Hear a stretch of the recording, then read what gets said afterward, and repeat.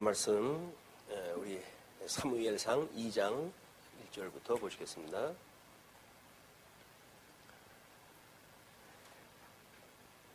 네, 2장 1절.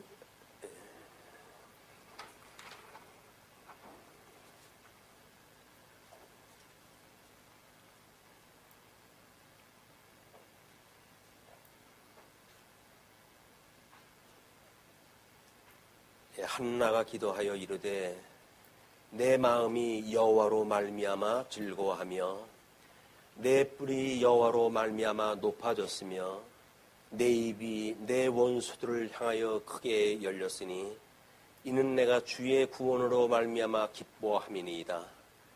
여호와와 같이 거룩하신 이가 없으시니 이는 주밖에 다른 이가 없고 우리 하나님 같은 반석도 없으심이니이다. 심히 교만한 말을 다시 하지 말 것이며 오만한 말을 너희의 입에서 내지 말지어다. 여호와는 지식의 하나님이시라 행동을 달아보시느니라. 용사의 활은 꺾이고 넘어진 자는 힘으로 띠를 띠도다. 풍족하던 자들은 양식을 위하여 품을 팔고 줄이던 자들은 다시 줄이지 아니하도다. 전에 임신하지 못하던 자는 7을 낳았고 많은 자녀를 둔 자는 쇠약하도다. 여호와는 죽이기도 하시고 살리기도 하시며 스올에 내리게도 하시고 거기에서 올리기도 하시는도다. 여호와는 가난하게도 하시고 부하게도 하시며 낮추기도 하시고 높이기도 하시는도다. 가난한 자를 진토에서 일으키시며 빈궁한 자를 거름더미에서 올리사 귀족들과 함께 앉게 하시며 영광의 자리를 차지하게 하시는도다. 땅의 기둥들은 여호와의 것이라 여호와께서 세계를 그것들 위에 세우셨도다. 그가 그의 거룩한 자들의 발을 지키실 것이요 악인들은 흑암 중에서 잠잠하게 하시리니 힘으로는 이길 사람이 없음이로다. 여호와를 대적하는 자는 산산이 깨어질 것이라 하늘에서 우레로 그들을 치시리로다. 여호와께서 땅끝까지 심판을 내리시고 자기 왕에게 힘을 주시며 자기의 기름 부음을 받은 자의 뿔을 높이시리로다 하니라. 엘가나는 라마의 자기 집으로 돌아가고 그 아이는 제사장 엘리압에서 여호와를 섬기니라. 2장 1절부터 11절까지 한나의 감사 찬양의 내용이 소개가 되었습니다. 한나의 그 기도는 어떻게 보면 역설적이고 어떻게 보게 되면 하나님의 광대하심을 찬양하는 이런 놀라운 찬양의 규모, 깊이 이런 걸 우리가 볼 수가 있습니다. 그리고 뭐 학자들이 이야기한 대로 마리아의 그 찬송과 구조라든지 이런 내용이 비슷하다고 이렇게 이야기를 합니다. 지금 아들을 하나님 앞에 바친 뒤인데 그것이 얼마나 힘들었던 일이면 내 마음이 여호와로 말미암아 즐거워하며 내 뿔이 여호와로 말미암아 높아졌으며 내 입이 내 원수들을 향하여 크게 열렸으니 이는 내가 주의 구원으로 말미암아 기뻐함이니이다. 우리 구원의 기쁨입니다. 성도들의 그 모든 기쁨은 구원의 기쁨. 그래서 늘 이야기를 하지만 기도를 해야 되는 이유가 뭡니까? 그렇게 물어봤을 때 우리는 죽었던 우리를 살리셨기 때문에 하나님 앞에 감사할 것밖에 없고 그것이 우리의 기도입니다. 이렇게 이야기를 합니다. 출애굽을 했던 이스라엘 백성들이 6월절을 먹었던 그 사실, 그걸 끊임없이 기억하기 위해서 그들의 실질적인 삶의 반경, 그 십계명으로 주었다고 그랬죠. 그거를 서문에다가 이제 내가 열조와의 언약을 기억하라고 애굽에서 종노릇하던 너희를 불러낸 여호와야 라고 하는 것을 소개하는 이런 이스라엘 백성들의 삶의 목적입니다. 삶의 목적. 목적은 끊임없이 하나님 앞에 이제 이 기뻐하는 일인데, 이 기뻐한다는 이야기가 구속이에요. 애굽으로부터 종노릇한 애굽으로부터 출애굽이 되어져서 열조의 언약을 기억을 하고 이들에게 자유를 주셨다. 이것이 찬송의 내용입니다. 우리 예수 그리스도로 말미암아 진리를 알지니 진리가 너를 자유롭게 한다 그랬잖아요. 그럼 우리는 진리로 인하여서 자유를 얻은 사람들이에요. 이 죄의 종, 이 죄의 종으로부터 출애굽이 되어져서 진정한 자유를 누리고 있다. 그래서 하나님께서 아담을 만드실 때 주었던 전 인격적 그런 믿음을 가지고 전인적인 믿음으로 회복해가는 이것이 자유를 입은 자들의 신앙 고백이에요. 우리가 얼마나 자유로운 것을 기뻐했으면 그걸로 인해서 우리가 뭐 쇠사슬을 끊고 그리고 하나님의 성원을 찬양하는 그런 그 반열에 우리가 동참했을까. 그런 내용은 끊임없이 죄로부터의 구원에 대한 이 찬송입니다. 구원에 대한 찬송. 그러니까 주기도에서 우리한테 또 기도하라는 내용도 여전히 우리가 우리에게 죄 진 자를 사해 준 것처럼 죄를 사해 주시고 우리를 시험에 들리게 하지 마시고 그리고 악에서 구해 주세요. 구원의 이야기예요. 예, 우리 처음에 예수님을 만나게 됐을 때 우리가 이거를 세례라고 이렇게 이야기를 했죠. 세례도 구원에 대한 전반적인 거라고 한다면 우리 성화의 과정을 살아가면서 성도들이 해야 될 일도 여전히 사제에 대한 이야기, 시험에 들게 하지 말아달라고 하는 기도 이야기, 악에서 구원해달라고 하는 이야기예요. 그래서 애굽에서 출애굽을 갖다 했던 이것이 칭의 양자라고 한다면 이 성화에 대한 과정도 여전히 구속에 대한 강구, 구속에 대한 우리 살아가면서의 경험, 또 그걸로 인한 찬양, 이것이 계속되어지는 우리 기도의 내용입니다. 기도의 내용은 여전히 구원에 대한 이야기들이에요. 구원에 대한 이야기. 우리 하나님께서 하나님 하시는 일을 우리가 어찌합니까? 라고 했을 때 내가 보낸 자 예수 그리스도를 믿는 일이 나의 일을 하는 거야. 이렇게 이야기를 하잖아요. 우리는 예수 그리스도를 믿는 거야. 예수 그리스도를 믿는 것. 그래서 하나님과 원수되어졌던 우리들이 예수님과 화목을 이름으로 해가지고 이 한 몸이 되어져서 하나님을 영원토록 섬기게 되어지는 일이기 때문에 우리 예수 그리스도 이 진리 안에 거한다고 하는 것이 여기에 불만이 있으면 이건 해결할 방법이 없어요. 다른 거는 배고프면 밥을 얻어먹어서라도 우리가 고칠 수가 있지만 진리 안에서 기쁨을 누리는 사람들이 이게 진리가 멀어지기 시작을 하게 되면 그다음엔 가망이 없습니다. 회복할 길이 없어요. 모든 건 말씀이 우리한테 치료가 되어지고 말씀이 소망으로 인도하고 말씀으로 사랑의 수고를 갖다 할 수 있는 일이기 때문에 우리가 어떻게 진리 안에서 함께 기뻐하는가라고 하는 사랑의 본질 문제를 놓친다는 이야기는 신앙생활에 빈 껍데기밖에 남지 않습니다. 신앙생활은 결국은 이 진리 안에서 우리가 기뻐하는 일이기 때문에 우리 믿는 것과 아는 것이 하나 되어진 성도가 어떻게 이 진리의 띠를 띠고 진리의 띠를 띈다는 이야기는 우리 이 성전에 대한 성막에 대한 거를 갖다가 전부 이 상하 띠를 띠는 이야기 아니에요. 하나로 만드는 일, 연합하게 만드는 일 이런 거 일이기 때문에 우리가 어떻게 주님의 몸된 교회에서 이 띠 띠는 거를 배우고 깨달아 가는지 이게 중요한 일이다. 근데 그것이 아니라 그냥 요식적인 일이라고 한다면 구원이라고 하는 것이 사실 이게 실감이 안 나는 일이거든요. 그렇기 때문에 별로 기도할 것도 없어요. 기도 무엇을 먹을까 마실까를 기도하는 것 외에는 기도할 것이 없죠. 근데 우리는 이 구원의 은혜, 구속의 은혜를 깨닫게 되어지는 것만큼 기도할 것이 많고 그리고 우리 하나님 앞에 이런 성화의 그런 그 시간을 통해 가지고 견인해 주십사 하는 이런 그 기도가 끊임없이 우리들의 기도입니다. 우리 주님께서 오시는 그날까지 탈선하지 않고 잘 붙어 있을수록 진리에 붙어 있도록 주님께서 저를 붙들어 주세요라고 하는 것이 하나님 앞에 드리는 기도입니다. 근데 이 한나의 기도를 보니까 여호와로 말미암아 즐거워하고 또 이 넷불도 여호와로 말미암아 높아졌다고 그래요.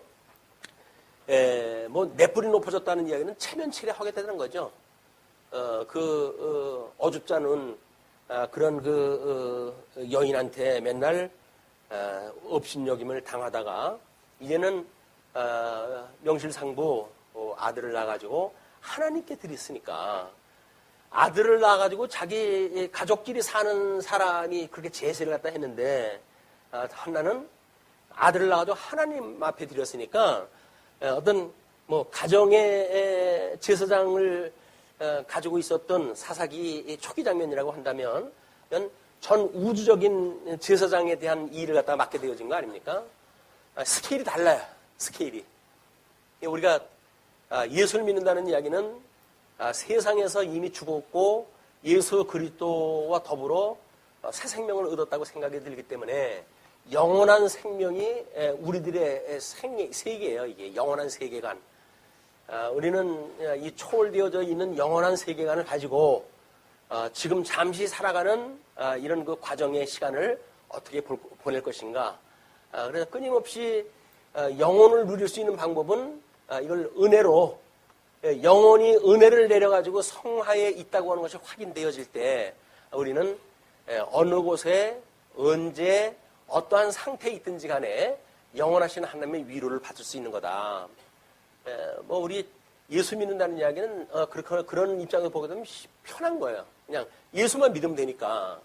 근데 문제는 예수를 믿는 것이 주님께서는 쉬운 일이라고 그랬는데 인간적으로 믿으려고 그러는데 얼마나 힘든지 몰라요. 그러니까 우리가 신앙생활이 어렵고 그런 겁니다. 예수님은 수고하고 무거운 짐진 자들아 다 내게로 오라. 내가 너를 쉬게 하리라고 그랬으니까 주님 앞에 가면 쉬워지는 거거든요. 주님 앞에 가면 명예가 가벼운 멍에를 매는 거거든요. 우리는 자꾸 떨어져 있어가지고 뭔가 내가 해야 되겠다. 이렇게 짐을 갖다 우선 쥐게 되어지고 그 다음에 교회 나오는 것도 부담되고 할 수만 있으면 뭐 빠지는 게 좀 괜찮을 것 같은데 좀 이 시간 좀 쉬었으면 좋겠다. 일주일 내내 내가 얼마나 큰 그 중노동을 했다 했는데 교회에서 내 마음도 몰라주고 좀 쉬겠다 그러는데 그것도 못 봐줍니까? 그런 이야기를 하실 수 있겠으나 그러나 말씀을 듣는 게 이게 쉬는 거예요. 이 말씀이 이 안식에 우리 참여한다는 이야기는 쉰다는 이야기거든요. 말씀이 우리한테 운동력이 있다는 이야기는 말씀으로 위로를 받고 말씀으로 소망을 갖게 되어지고 말씀으로 내가 예수 그리스도와 함께 있다고 하는 것이 깨달아지는 순간 우리는 쉼을 얻게 되어지는 거다. 교회 일은 결코 일이 아니라 하나님 앞에 이거를 그래서 우리 웨스트민스터 신앙고백의 교회 생활을 보게 되면 안식일과 주일에 대한 그 관계를 설명하다 했어요. 거기 안식일 그래서 주일날은 할 수만 있으면 물건을 산다든가 오락을 한다든가 하는 거 하지 말고 주의 일 전도한다든가 뭐 이런 성경을 본다든가 그런 성경의 일로 모인다든가 예배를 드린다든가 하는 것이 안식일을 지키는 방법으로 제시를 합니다. 뭐 사람들은 그러죠. 안식은 없어진 안식을 갖다가 왜 신약교회에다 적용을 갖다 해가지고 안식이라고 그러냐. 주일이면 주일이지. 그렇게 이야기를 하는데 그렇게 이성적으로 판단이 빨라가지고 행복할까요? 결코 그렇지 않아요. 이성적으로 그런 걸 앞세워가지고 말씀이나 하려고 그러고 단어 붙들러가지고 어떤 은혜를 없이 얻는 그런 그 일들은 결코 하나님께서 주신 마음이 아니다. 너무 이 인간 이성을 우리가 내세워가지고 안식이냐 주일이냐 뭐 이걸 가지고 옳으냐 그르냐 10일 따진다는 이야기는 그 깊이를 모른다는 이야기예요. 심지어 이분들이 구약성경의 사람들은 여호와라고 하는 이름이 나오게 되면 이걸 묵독을 갖다 한다 그러지 않았어요? 소리를 갖다 내지 않고 이것이 하나님의 이름을 망령되이 일컬지 말라라고 하는 그런 의미를 가지고 있는 사람들이었을 때 그런 자세가 나오는 거거든요. 우리는 뭐 하나님, 뭐 천지를 지으신 하나님이라고 그러지만 하나님 알기를 얼마나 우습게 합니까, 우리가? 그러면서도 이런 건 또 우리가 비웃어요. 아니, 무슨 망령되이 잃지 말라, 여기지 말라 그랬지. 언제 묵독하라 그랬나? 뭐 이렇게 해가지고 시비를 건다고요. 근데 이 사람들이 묵독할 정도의 그런 신심은 감히 여기서 흉내지 못할 사람들이 흉볼 일이 아니에요. 요즘 와가지고 깨달았고 보니까 더 그래. 그래가지고 뭐 과거 거에 대한 걸 비판적으로 어쩐다 저쩐다 하는데 그거는 깊이가 경박스러워서 그러는 겁니다. 우리가 깊이를 더해가면 더해갈수록 그분들에 대한 걸 10분 그 의미를 파악할 수가 있어요. 그분들의 그 신심에 대한 상태를 우리가 이해를 할 수가 있겠어요. 공감을 이루게 되어지고, 아, 그렇게 귀하게 여겼구나. 이게 생각이 되어지니까 비난할 생각이 없죠. 근데, 뭐, 성경을 뭐 자기네들만 잘하는지, 뭐, 이 사람은 성경도 몰라가지고 이렇게 헛된 운동 뭐, 하는 거는 너무 우리가, 이런 그 옳으냐, 그르냐 쪽에, 이런 그 시각을 가지고, 상대방을 보거나 우리 믿음의 선배들의 그런 일을 본다거나 이런 데서 오는 병폐가 아닌가 이런 생각이 듭니다. 할 수만 있으면 이런 믿음의 선배들이 해왔던 삶을 이해하려고 하고 그분들은 우리보다 더 뜨거운 삶을 살았던 사람들이거든요. 근데 그거를 어떤 말 하나 가지고 뒤집어 엎을 생각하면 안 되죠. 우리가 그런 삶을 살지도 않으면서 단어를 뭐 그렇게 썼다고 해가지고 그걸 뒤집어 엎는다든지 그거는 사람들이 웃어요. 우리들이 이제 심판을 받는 것이 결국 그걸 가지고 심판을 받을 겁니다. 너 뭐 그렇게 믿음의 선배들이 했던 걸 갖다 비웃고 그랬지. 근데 너 하는 꼴 보니까 웃기더라. 뭘 어쩌고 저쩌고 한다고 해가지고 교회를 갖다가 넌 난장판을 만들고 그렇게 하던데 그건 옳은 얘기냐? 이렇게 물어보면 할 얘기가 없어져요. 이거는 우리가 우리 죄를 사해달라고 하는 이런 그 일들은 시험에 들지 않는 것으로부터 가능하기 때문에 이런 믿음의 선배들을 감히 폄하하거나 이런 일들에 앞장서는 일은 별로 지혜롭지가 못하다. 할 수만 있으면 또 생각해보고 또 생각해보고 또 생각해보면 그분들의 그런 신심을 우리가 이해하게 되어지고 신심이 이해되어진다고 한다면 그걸 비난하는 것이 아니라 오히려 그분들을 존경하게 되어지는 마음이 오지 않을까 뭐 이런 생각을 해보게 됩니다. 이것도 아마 제 나이 정도 돼야 또 이렇게 이어질지 몰라요. 뭐 총기가 있고 그런 나이에는 뭐 아주 이성적으로 판단력이 있어가지고 칼날같이 비판하고 그럴 수가 있겠죠. 근데 정말 칼날 위에 서 있다고 한다면 그건 반은 자기 상처로 올 거예요, 그게. 근데 우리는 그런 칼날 위에 서 있는 것이 아니라 하나님의 이런 어떤 진실하심, 그것을 공감을 할 수 있는 이런 신앙생활의 어떤 풍토, 넉넉함, 이런 것들이 우리 신앙생활을 더욱 좀 풍성하게 해주지 않을까 기대를 갖다 해봅니다. 그리고 이제 그렇기 때문에 거룩하신 이가 없으시니 이는 주밖에 다른 이가 없고 우리 하나님 같은 반석도 없습니다. 교회의 기초가 되어져서 이 주는 그리스도시요 살아계신 하나님의 아들입니다 라고는 신앙 고백 후에 주님의 몸된 교회를 세우신다고 했는데 음부의 권세가 무너뜨리지 못하는 교회를 세운다고 그랬잖아요. 그냥 반석 이런 반석이 없죠. 만세 반석 열렸으니 해가지고 우리가 상가집에서 부르는 찬송만이 아니라 실질적인 우리 삶 속에서 우리 기초석 되시는 예수 그리스도 그 위에 내가 집을 짓고 있다. 성전을 짓고 있는 우리들의 마음, 네가 지어져가는 성전인 줄 알지 못하느냐라고 해서 교회를 또는 우리 이 성화되어지는 우리 삶의 문제를 좀 더 이런 예수 그리스도와 일치시키는 이런 훈련이 필요하지 않을까 이런 생각이 듭니다. 그것이 영성 훈련이라고 보여지고 그리고 우리 덕성을 통해 가지고 우리 익힘 공부를 갖다 해가는 과정이라고 보여집니다. 그래서 믿음의 선배들의 그런 걸 보게 되면 존경스러웠으면 좋겠는데 비웃거리고 이런 걸로 끝난다고 한다면 우리 은혜가 딸린다고 생각을 하시면 아마 틀림이 없을 거라고 보여져요. 왜냐하면 이제 이렇게 이야기를 합니다. 3절에 교만한 말을 다시 하지 말 것이며 섰다 하는 자, 이루었다 하는 자, 내가 어떻게 했는데라고 하는 공치사하는 이야기 다 포함되어지는 거예요. 하나님 앞에 내가 어떻게 했는데 뭘 어떻게 해요? 하나님께 주시하는 거 가지고 한 거 있습니까? 다 하나님께 주신 건데 마치 생 거 가지고 한 것처럼 생색내고 그러다가 괜히 상처 있고 이런 그 일들은 우리가 어떤 우에 빠지기 쉬운 그런 그 이야기라고 보여집니다.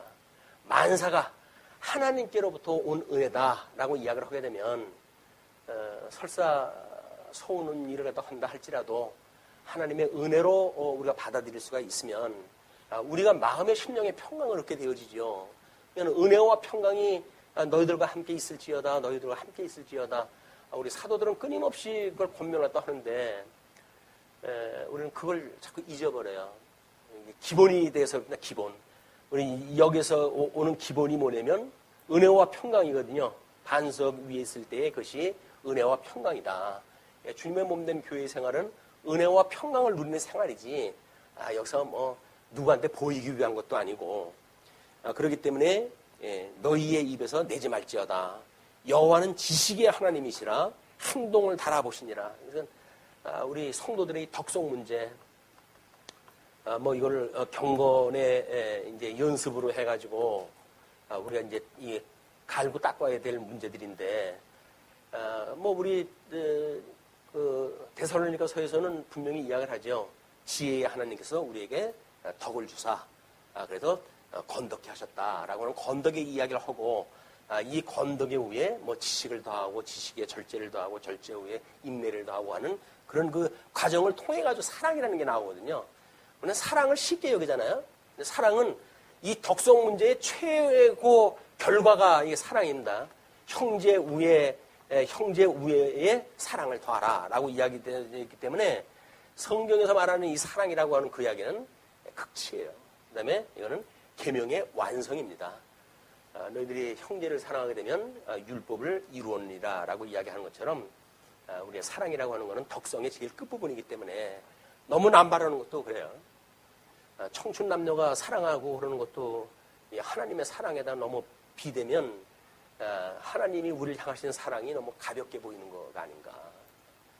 하나님이 우리를 극진하게 사랑하시는 그 사랑에 대한 의미가 결국은 행동을 달아보셔서 우리 하나님 앞에 이걸 달아보게 되면 여기서 뭐 저울에 부족함이 없어가지고 합격될 사람이 누가 있겠어요. 그러나 우리 주님께서는 우리 주님이 그걸 다 스스로 당신이 우리한테 그런 그 저울에 대가지고 주님 저한테 보내주셨던 나의 택한 자입니다. 하나님께 택하여 나에게 보내주신 자예요.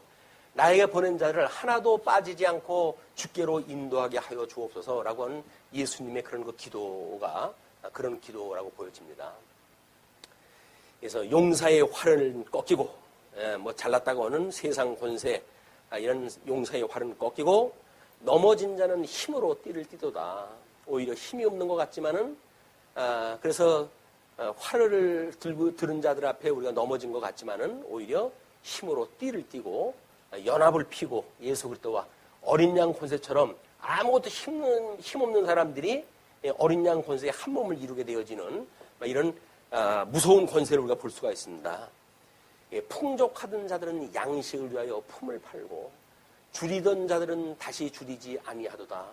그래서 이 말씀으로 해가지고 우리가 양식을 위하여 품을 판다는 이야기는 지금 유대인들 같이럼 하나님의 언약의 말씀을 받은 자리인데도 불구하고 그걸 제대로 소화를 갖다 못 시켰을 때 그들은 오히려 품을 팔게 되어지죠. 그러나 우리 줄이던 자, 이방인들 이런 사람들은 예수님 앞에 부름을 받아가지고 더욱 다시 줄이지 않는 이런 은혜를 입고 산다. 뿐만 아니라 전에 임신하지 못하던 자는 7을 낳았고 많은 자녀를 둔 자는 쇠약하도다.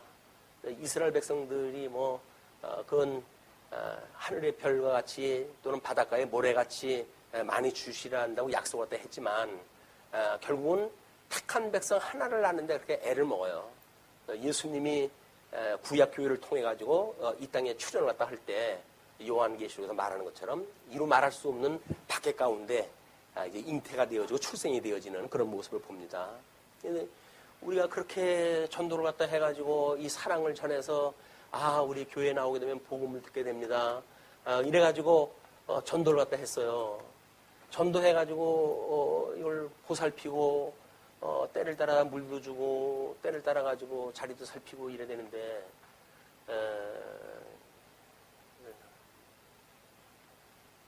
애지중지해야 된다. 애지중지. 우리가 전도해가지고 우리 교회에 발을 들이는 사람은 애지중지해야 돼. 애지중지. 왜? 우리가 이걸 귀하게 여기는 거 아니에요? 귀하게 여긴 걸 같이 함께 우리가 참여되어진 자인데 귀하게 여겨야 된다. 아무리 마음에 안 들어도 내 마음에 안 드는 거지. 주님 마음에 안 드는 게 아니잖아요. 주님이 대장이라고 없는 주님 그런 심사를 따라서 해야지. 내 심사에 따라가지고 할 수는 없는 거 아니에요, 이게. 우리가 철저하게 우리 주 예수 그리스도 이분의 의도를 따라가지고 우리 주변의 성도들을 살필 수 있는 이런 지혜가 있었으면 좋겠습니다. 여호와는 죽이기도 하시고 살리기도 하시고 이것이 생사화복을 주장하시는 분이라고 이렇게 이야기를 했어요.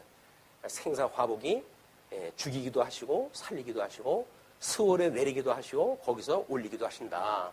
이거는 우리 이 존재 문제와 가치 문제라고 이렇게 이야기를 했고 이것이 창조 사역이라고 한다면 이건 섭리 사역 아니에요? 그래서 우리 음부에 있던 자를 건져내가지고 하나님의 나라에 참여하게도 하시고 아니면 유대인들 같은 자들을 불렀던 자들인데도 불구하고 그들을 버려서 오히려 예수님 앞에 오지도 못하게 하시는 역사를 하나님께서 하신다. 우리 걸로 해서 되어진 것이 아무것도 없기 때문에 하나님 앞에 정말 감사함으로 단마음으로 우리 예배를 드리고 또는 하나님을 섬기는 일을 기쁘고 편안한 마음으로 했으면 좋겠어요. 여호와는 가난하게도 하시고 부하게도 하시며 낮추기도 하시고 높이기도 하시는도다. 이것도 섭리 사역에 준하는 이야기입니다. 물론 예수 그리스도의 비하의 신분과 승기의 신분을 미리 내다보고 하는 그런 그 찬송일 수도 있겠죠. 가난한 자를 진토에서 일으키시며 빈궁한 자를 거름더미에서 올리사 귀족들과 함께 앉게 하시며 우리들인 것 같아요. 이방인들. 하나님께서 부르셔가지고 예수 그리스도 저 높으신 주님하고 우리 동석을 갖다 해가지고 함께 먹고 마시니 우리한테 주신 은혜를 이렇게 찬송을 갖다 한 거죠.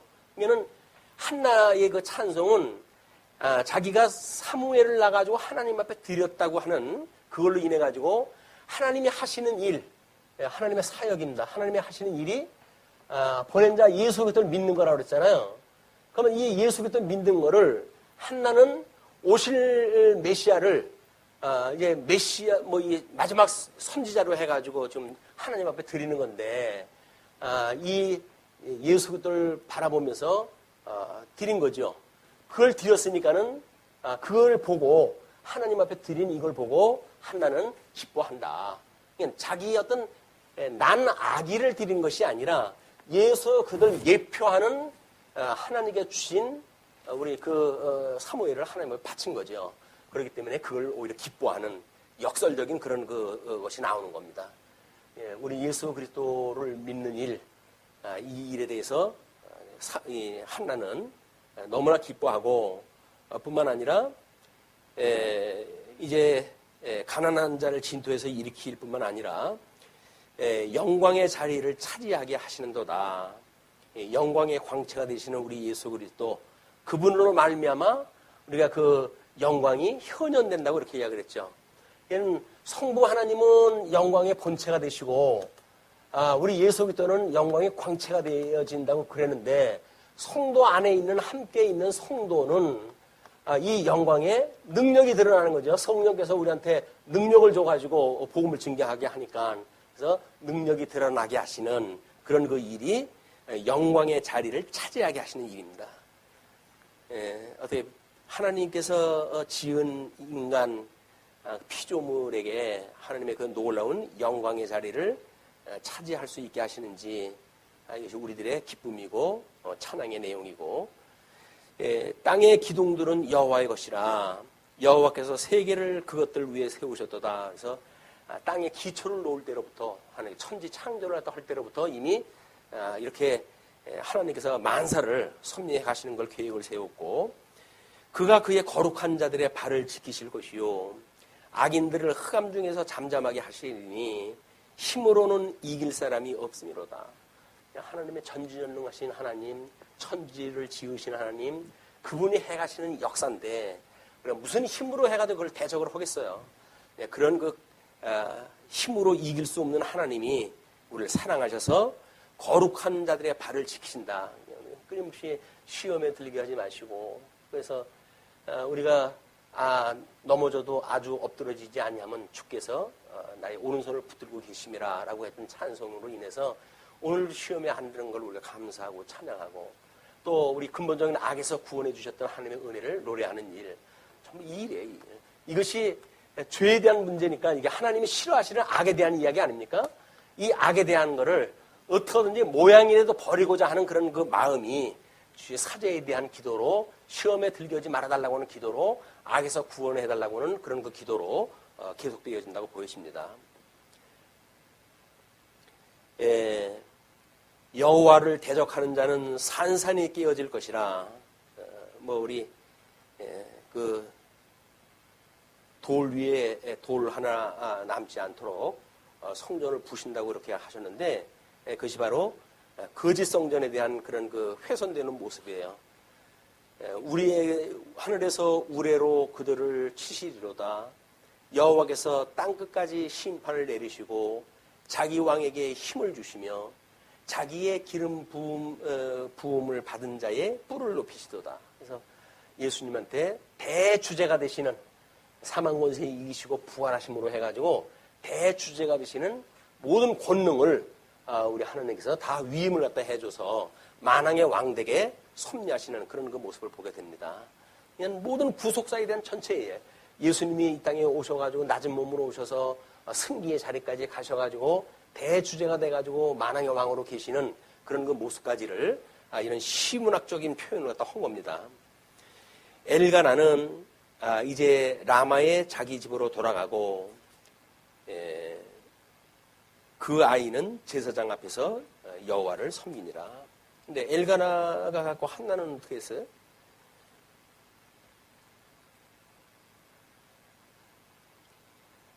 그 한나는 기도하는 내용만 나와져 있고 엘가나는 라마의 자기 집으로 돌아가는 장면이 소개가 되어져 있고 그 아이는 제사장 엘리 앞에서 여호와를 섬기는 일이 소개가 되어져 있는데 한나의 이야기는 빠졌어요. 부부니까 뭐 부부 일심동체인데 남편 이야기했으면 아내까지 있는 거지 뭐 그랬나요? 예. 일단 12절서부터 일단 사무엘의 유년기가 소개가 되어집니다. 17절까지 엘리의 불량한 두 아들이 소개가 되어지는데요. 이런 것도 아마 또 뭐 우리 유아 세례를 주면서 어린아이들에 대한 신앙교육을 어떻게 할 것인가 뭐 이런 그 문제가 연결시켜가지고 직접 우리한테 대입을 시키는데 우리한테 대입을 시키는 문제가 아니라 이거는 예수 그리스도와 예수 그리스도를 대적하는 이런 자들에게 우리가 이제 접목을 시켜야 될 그런 이야기라고 보여집니다.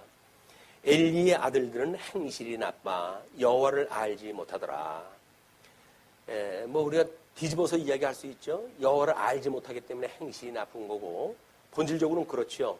근데 행실이 나쁘다고 하는 그 이야기는 이것이 경건의 훈련으로 되어지는 일인데 이것이 안 되어졌다는 이야기는 어려서부터 신앙교육이 안 됐다고 하는 것을 강조하기 위해서 행실 나쁜 걸 앞에다가 내놓은 것 같습니다.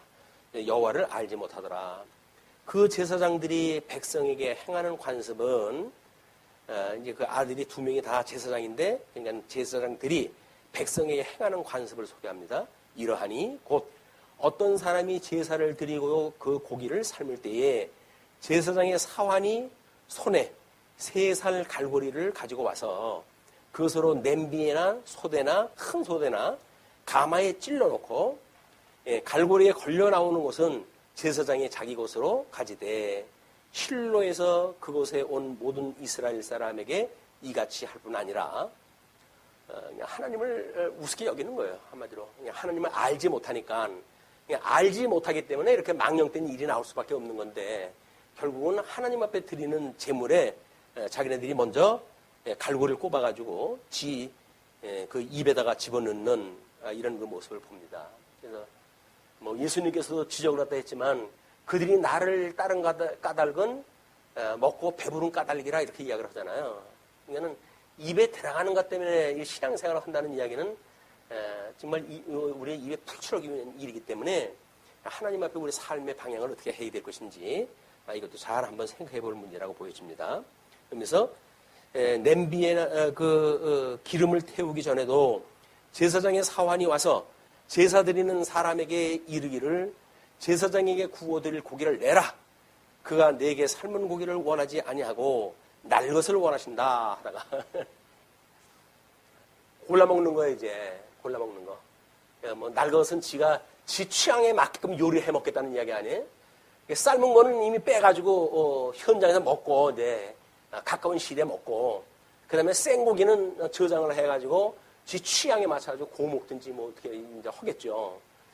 예, 그러니까 그 사람이 이르기를 반드시 먼저 기름을 태운 후에 내 마음에 원하는 대로 가지라 하면 그가 말하기를 아니라 지금 내게 내라.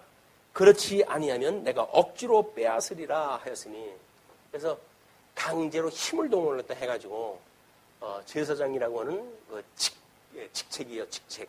그 직책을 이용했다 해가지고 하나님과 화목제를 드리는 이런 그 성도들을 핍박을 했다 하는 이런 그 모습을 보게 됩니다. 현재 뭐 한국교회 모습도 크게 다르지 않다고 보여져요. 우리가 과연 예수 그리스도를 믿고 정말 쉬운 멍에를 메고 그들이 하나님만을 경외하는 삶으로 인도하는 데에 우리가 이제 포커스를 맞추느냐 아니면 새를 불리고 털을 넓히고 뭐 이렇게 하기 위해 가지고 들들 볶냐라고 하는 것이 의미가 다른 거예요. 그래서 사람들은 고민합니다. 하나님의 말씀만 소개가 되면 말씀이 운동력이 있어가지고 우리로 하여금 뭐 의로 교육하기에 합당하다고 그러는데 변하질 않아요. 그 뭐 잘못되어진 게 아닙니까? 이렇게 얘기하는데 저는 그렇지 않다고 보여집니다. 하나님의 말씀을 먹으면 우리가 밥을 먹으면 아까 뭐 이거 체중 문제가 나왔더니 밥 많이 먹으라고 그렇게 하더라고요. 밥 많이 먹으면 체중 늘어나죠. 그런데 먹지 않고 어떻게 늘어나겠어요? 하나님 말씀도 일용할 양식으로 삼아야 거기서 운동력이 만들어져가지고 어떤 선행이 나올 수가 있는 거지. 그건 말씀은 말씀대로 돌아가고 삶은 삶대로 이원화가 되어져 있는 이런 신앙생활은 다 도달할 수가 없어요. 그러니까 우리가 생명의 양식을 먹는가가 중요한 겁니다. 하나님의 말씀을 듣고 했을 때 그래서 일용할 양식을 주시었고 이렇게 일용할 양식. 주기도만 우리가 온전히 마음을 먹고 오게 되면 우리들이 필요하고 구해야 될 기도의 내용들은 다 들어가 있다니까요. 거기다가 뭐 어떤 사건 또는 상황 이런 것들만 연결을 짓게 되면 기도 안 되는 기도가 없어요. 근데 그런 기도의 틀을 벗어버리고는 자꾸 뭘 달라고 이렇게 기도만 하니까 하나님 앞에 상달되는 기도가 아닌 거예요, 자꾸. 우리 하나님 앞에 이렇게 모델로 해가지고 그 주기도라고 하는 좋은 그 본을 보여주셨는데 그걸 우리가 실질적인 기도 생활에 우리가 적용하는 일이 상당히 중요하다. 그래서 웨스트민스터 신앙 고백에는 주기도에 대한 걸 그렇게 설명을 친절하게 전부 해가요. 하늘에 계신 우리 아버지라고 하는 뜻은 뭐냐 이렇게 쭉 설명을 해갑니다. 또 뭐 우리 성경책이나 우리 찬송가에 왜 그 주기도문이 붙박이로 해가지고 소개가 됐겠어요. 그게 전부 웨스트민스터 신앙 고백에 나오는 일들이에요. 사도신경, 뭐 하이델베르크에서 이제 사도신경 뭐 이런 거 나오는 것도 전부 신앙 고백을 했던 것들이거든요. 그러니까 매우 이건 중요한 거다. 그래서 그걸 준 건데, 자 기도를 갖다 하는데 주기도로부터 어떤 크기로부터 또는 생김새로부터 뭐 무게감으로부터 성질로부터 모든 걸 다른 기도가 되어진다고 한다면 그 기도는 이미 오염된 겁니다. 기도의 원형은 주기도로부터 우리가 기도는 이런 거야 라고 하는 어떤 공감을 느끼는 기도가 돼야 돼요. 근데 그것이 아니라 뭐 그냥 주여 삼창 부르고 그래 놓고 뭐 와글와글 하면서 자기 필요한 거 자꾸 달라고 하는 그 이야기는 주님이 가르쳐준 기도 원형하고 전혀 상관이 없어요. 그러니까 우리는 그 기도를 주님께서 가르쳐준 기도를 거기서 우리가 폼을 배우고 그리고 거기에 적응력을 이제 훈련을 갖다 하고 그래서 막 이런 주님이 원하는 기도를 갖다 하는 것이 기도다. 근데 세상이 하도 신비주의 뭐 이런 사람들이 엉뚱한 기도를 갖다 해대고 그러기 때문에 그렇게 하면 뭐가 지금 이게 느낌이 오는 것 같잖아요. 근데 맹숭맹숭 앉아가지고 하나님 앞에 건조하게 짝이 없는 11조 같은 우리 그 주기도 같은 걸 하게 되면 감동이 없는 거예요. 근데 그건 자기 진심이 안 담겼으니까 그러지. 자기 진심이 담긴다고 한다면 어떤 것 하나 가벼운 게 없어요. 어떤 거 하나 뭐 풍성하지 않은 게 없어요. 이런 기도를 우리가 좀 생활화하는 것이 좋겠다. 왜냐면 그 기도의 원형으로부터 멀어가면 멀어갈수록 주님께서 듣지 않는 기도가 되니까 주님께서 가르쳐 주신 기도를 중심으로 해가지고 살도 붙이고 우리의 필요한 그런 어떤 그 내용도 붙이고 해가지고 훈련을 갖다 해가는 일이 필요하다고 보여집니다.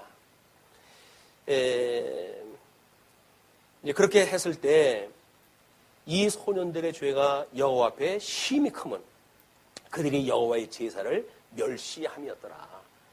감히 제사라고 하는 것은 예수 그리스도가 제물로 돌아가실 뿐인데, 그러니까 예수 그리스도를 없이 여기는 것, 이것이 우상 숭배라고 그랬잖아요.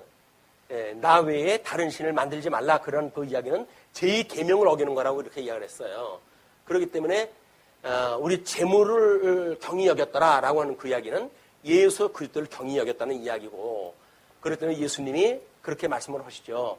나를 믿지 않으면 구원을 받을 수 있는 기회가 있겠으나 성령을 너희들이 거부하게 되면 구원받을 길이 없어 라고 하는 그 이야기도 예수 그리스도를 믿지 않는 이런 그 일에 대한 이야기예요.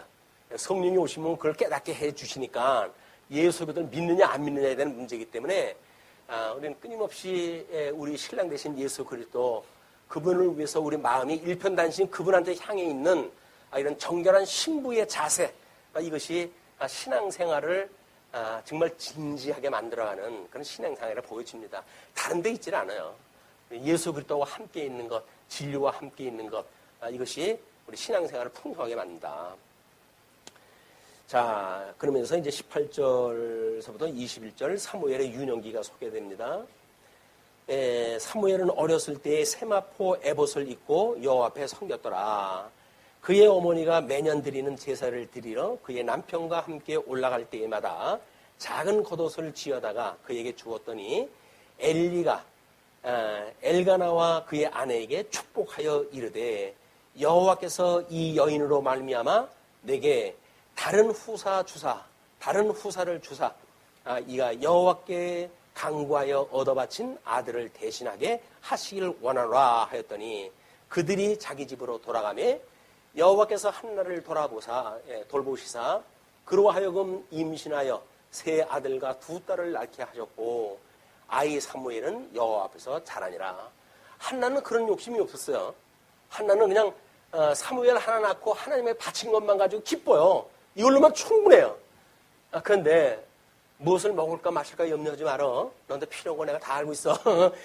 우리들의 머리카락까지 세신 받으신 하나님께서 그 한나한테 하나님 앞에 바친 그런 그 사무엘을 대신해가지고 이제 그 아들을 줄 걸 기도를 갖다 해야 되나요? 그 기도를 갖다 하니까 하나님께서 그 기도를 갖다 들어주셔가지고 세 아들과 두 딸을 더 낳게 하셔요. 3남 2녀 이렇게 아들을 낳고 딸 낳고 알콩달콩 살게끔 하는 게 섭리가 하신다. 달라고 하지 않아도 줘요. 우리한테 필요한 건 달라고 하지 않아도 줘요. 무엇을 먹을까 마실까 염려하지 마, 그런 거 구하지 마라고 이야기한 거는 구하지 않아도 주신대요. 뭐만 구하면 그의 의와 나라만 구하게 되면 그 외의 것은 그냥 주신다. 근데 우리는 중요한 의와 나라는 빼놓고 그리고 온통 먹을 거 마실 거 이걸 달라고 그러니까 하나님께서 너 뭐하냐? 22절로 26절 엘리의 두 아들의 죄악이 고발됩니다.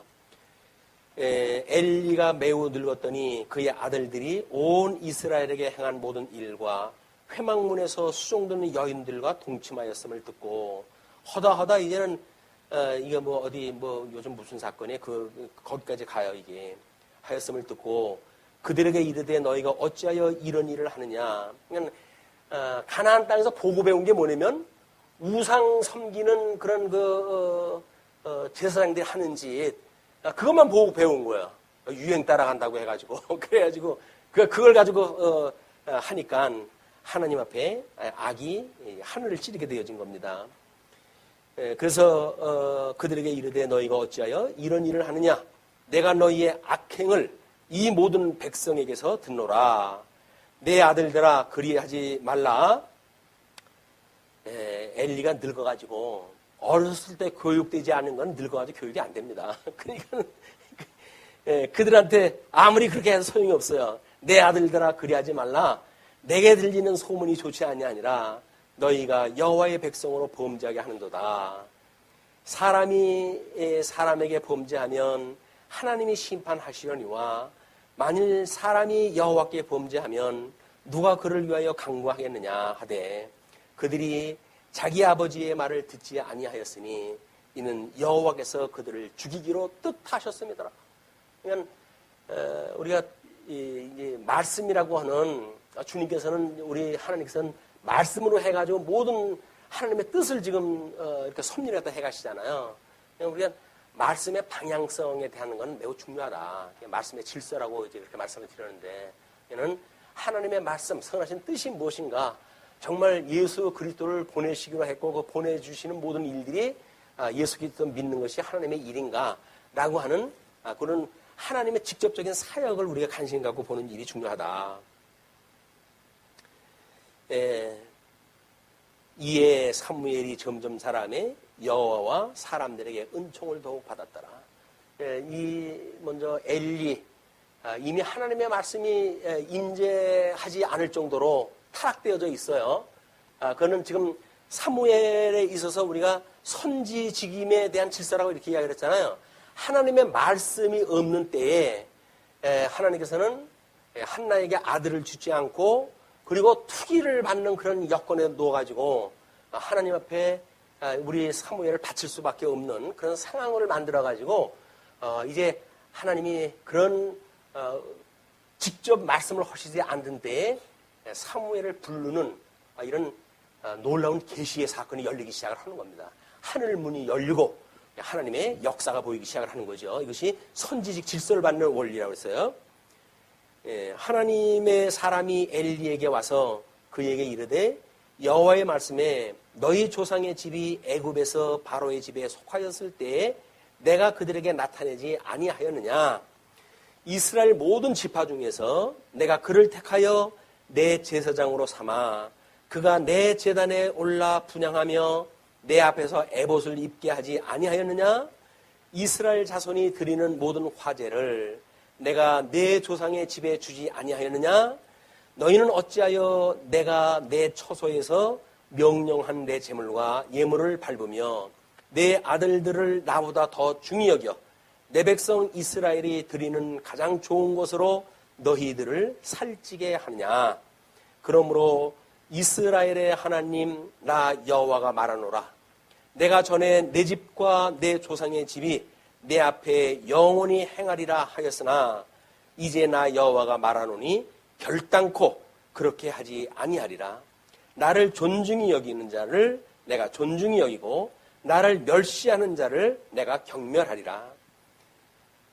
결국은 하나님께서 열조에게 언약하셨던 것, 이거를 물론 레위 지파를 통해 가지고 제사장이 계속 되지요. 그러나 엘리라고 하는 제사장은 나왔고 지금 이 사무엘은 엘리 지파가 아니에요. 그래서 에브라임 지파의 그 사람이지만 그에게 선지직을 수행하게끔 줘가지고 이 엘리 가문에서 만들었던 제사장직을 폐해버리시는 이런 결단을 하나님께서 이제 하시는 겁니다. 그러면서 보라, 내가 내 팔과 내 조상의 집 팔을 끊어 내 집의 노인이 하나도 없게 하는 날이 이를지라. 제일 저주가 큰 저주가 그거예요. 지금은 너무 복이 넘쳐가지고 노령화 시대라 그러잖아요. 노인들이 많아가지고. 근데 세상에서는 노인이 많다고 저주받은 세상이라고 그래요. 이제 그것이 얼마나 나라가 살기 좋으면 나이 많은 사람들이 많을 정도로 이렇게 좋을까요? 전쟁이 나게 되면 다 없어졌을 사람들이었었는데 그동안 그래 전쟁도 멈추게 하시고 우리한테 먹거리도 많이 주시고 해가지고 백발이 많아졌지만 세상 사람들은 그걸 저주라고 한다. 하나님께서 백발로 좋은 그런 형편을 주셨음에도 불구하고 인간들은 그거를 저주라고 읽는 거예요. 하나님께 주신 복과 인간이 생각하는 저주와 아주 재미난 상관관계를 볼 수가 있습니다.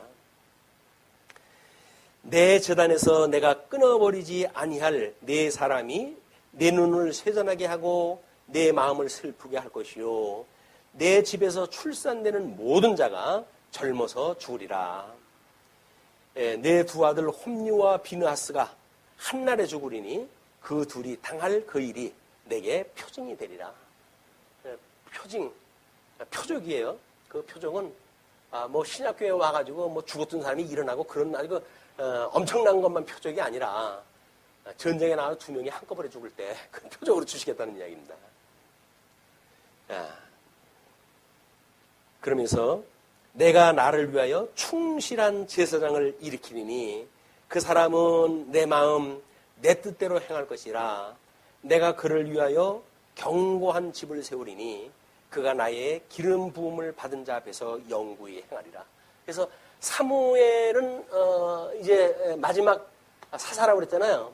이 사사는 삼직을 가지고 있는 사람이라고 이렇게 이야기를 했어요. 그런데 지금 이 제사직에 대한 이 삼직 가운데 1차 제사직에 대한 이런 그 원리를 지금 그 엘리 가문의 잘못되어진 제사 행위를 통해 가지고 제사 질서를 잡아가시는 하나님의 섭리를 우리가 볼 수가 있는 겁니다. 우리가 교회를 세울 때도요, 우리 사도행전을 보게 되면 제일 먼저 누구를 세우지요? 사도들이 집사를 먼저 세우죠. 집사를 갖다 먼저 세워요. 그리고 그 다음에 뭐 이제 장로들도 있을 테고 또는 거기에 뭐 사역자 필요한 목사도 있겠지만 제일 중요한 것이 집사를 먼저 세워가지고 이렇게 일을 갖다 해가시는 사도행전에 나오는 그런 그 섭리를 볼 수가 있습니다. 물론 그 사도도 삼직을 다 가지고 있는 분이라고 그렇게 이야기를 했어요. 메시아의 권능을 따라서 삼직을 다 수행하는 것이 사도의 직분이라고 한다면 이렇게 집사를 먼저 세워가지고 질서를 잡아 나가는 일이 이 사무엘 상하고 연결이 되어지는 모습이라고 보여집니다. 내가 나를 위하여 충실한 제사장을 일으키리니 내 사람은 내 마음 내 뜻대로 행할 것이라. 하나님의 마음과 일치되어진 마음, 하나님의 뜻과 우리가 일치되어진 뜻. 그래서 예수님은 너의 뜻과 마음과 정성과 온 몸을 다 바쳐서 하나님을 사랑하라는 이야기예요. 하나님을 사랑하라. 우리는 도저히 사랑할 수가 없어요. 오직 우리의 예수 그리스도 대신 우리의 목자장 되신 예수님이 생명을 다 바쳐가지고 하나님의 충성하심으로 해가지고 우리가 그 은혜에 참여하게 되어진 거예요. 아무것도 한 것이 없이 거저 은혜 받았던 그 은혜를 그 은혜가 깊이가 어떠한지를 모르니까 우리가 딴짓을 하고 산다. 그러나 우리 예수 그리스도가 온 생명을 다 바쳐가지고 충성했던 그 일에 우리가 그냥 무임승차 되어진 겁니다. 무임승차. 뭐 조그만 우리 거리 이렇게 다리 아픈데 가는데 차가 가다가 타세요 뭐 이렇게 해줘도 우리가 고맙다고 인사를 할 판에 우리를 사망에서 건져내가지고 영원한 생명으로 인도하신 주님에 대한 은혜가 과연 감사하다고 하는 그런 생각을 우리가 잊어버리고 살 수 있을까. 끊임없이 기억하는 일이 중요하다고 보여집니다. 이 영적 예배라고 그랬어요. 하나님의 선한 뜻을 분별하는 것이 영적 예배로부터 우리 성도들의 신앙생활이 시작되어진다.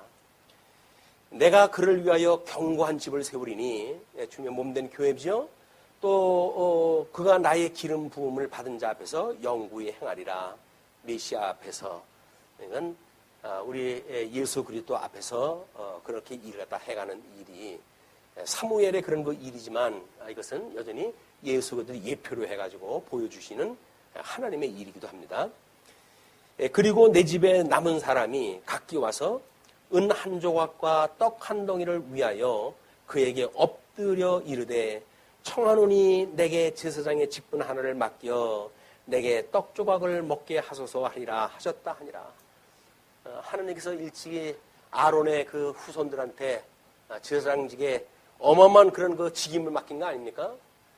하나님 앞에서 행하는 하나님의 집 성전의 일을 갖다 맡아서 하는 일로 그걸 주어가지고 실질적인 생활에서 생활전에서 빼가지고 12지파에서 이게 제외시켰던 그런 지파인데도 불구하고 하나님의 섬기는 일을 이렇게 망령때에 했을 때 우리 하나님께서 해가시는 일이 소개가 되어지는데 우리도 뭐 왕 같은 제사장이라고 그렇게 이야기를 해요. 왕 같은 제사장.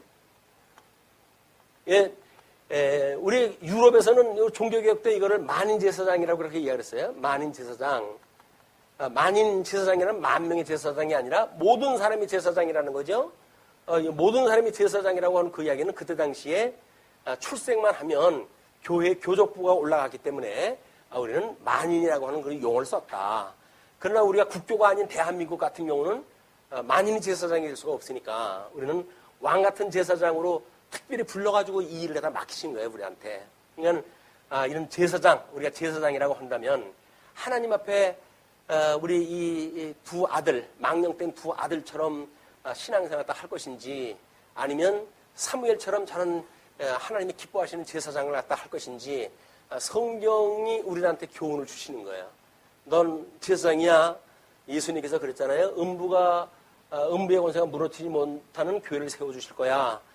그리고 내가 너에게 천국 열쇠를 주노니 내가 땅에서 매면 하늘에서도 매이고 땅에서 풀면 하늘에서도 풀려. 라고 하는 그런 엄청난 그 열쇠까지 우리한테 맡기셨는데 우리는 왕 같은 제사장으로 살면서 어떻게 우리가 이 복음 진리를 증거하고 살아갈 것인가 또는 복음 진리에 위한 우리들의 어떤 삶에 우리가 이게 족적을 남길 것인가 그것은 교회 생활로 또는 우리 가정 생활로 직장 생활로 이런 사회 생활로 해가지고 그런 증인의 삶으로 드러난다고 보여집니다. 교회 형편에서 말로 증거해가지고 우리 교회까지 모시고 오면 더 좋죠. 그러나 그 형편이 안 되시면 우리 교회 안 나와도 좋으니까 예수 믿고 구원받으라고 하는 메시지가 끊임없이 전달되어지는 그런 기회가 됐으면 좋겠어요. 그래서 요즘 어떤 그 기사를 보니까 그런 기사가 있더라고요. 인터넷 선교가 지교회에 영향을 미칩니까? 한 설문조사를 갖다 했는데 외국에서 영향이 있다는 거예요. 그렇게 해가지고 그걸 듣고 지교회에 참여하는 사람도 있고 이렇게 되어진다고 그러는데 우리나라처럼 어떤 가난한 성도들하고는 입장이 다를 수도 있어요. 다를 수도 있는데 그래도 우리가 교회에 대하여 시험이 들어서 만약에 그들이 교회에 출석을 안 한다고 한다면 이런 성경적인 교회관을 소개함으로 해가지고 그런 교회가 있어? 정말 그럴 수가 있을까? 이런 그 의심을 갖고라도 참여할 수가 있으면 얼마나 좋을까. 그래서 우리는 새로운 사람들 전도하는 것도 중요하지만 가난한 성도들한테 너 뭐 때문에 시험 받았니? 왜 교회 안 나오니? 교회가 이렇더라 라고 했을 때 그래? 우리 교회에서는 이렇게 가르치던데 우리 교회 한번 나와보지 않겠어? 이런 소개되어지는 자랑스러운 교회가 됐으면 좋겠어요. 기껏해 나왔더니 아유 그나물에 그거 아이고 이렇게 해가지고 한 번 보고 쌩하고 가버리는 게 아니라 그래도 다르게 보이는데 말씀하고 뭐가 좀 일치되어지는 것 같은데 라고 하는 마음이 들어가지고 잠시 복음을 들을 수 있는 그래도 시간을 주는 것이 우리들의 도리가 아닌가. 오자마자 아이고 꼴세 보니까 틀렸다. 그냥 가버리는 그런 교회가 아니라 정말 이 교회는 이런 하나님의 말씀이 운동력을 하는 교회이구나 라고 하는 것을 우리도 감지가 되어지고 또 그걸 보는 사람도 공감이 되어지는 말씀이 진짜 역사하는 교회, 운동하는 교회 이런 교회를 고대하면서 교회 조직이 이루어지게 되면 어떻게 되는지 성도들이 어느 정도 돼야 장로를 세울 거 아닙니까? 우리 지금은 25인 이상이라고 그러지만 30명 수준이 돼야 그래도 장로를 세워가지고 뭔가 조직교회를 만들고 그래도 이렇게 교회가 권징하는 교회로서의 어미를 가지고 되어지는데 한 사람 나갈까봐 아쉬워가지고 전전긍긍하니까 잘못해도 책망도 못해 이제 제발 그냥 있어만 다오. 건강한 교회는 책망이 돼야 됩니다. 그래서 이걸 지금 장로가 있으면 장로가 해야 되죠. 근데 그것이 없기 때문에 목사가 조금은 좀 뾰족한 이야기를 할 때가 있어요. 왜냐하면 말씀으로 책망이 안 된다고 한다면 장로가 10명의 권면에서 소용이 없습니다.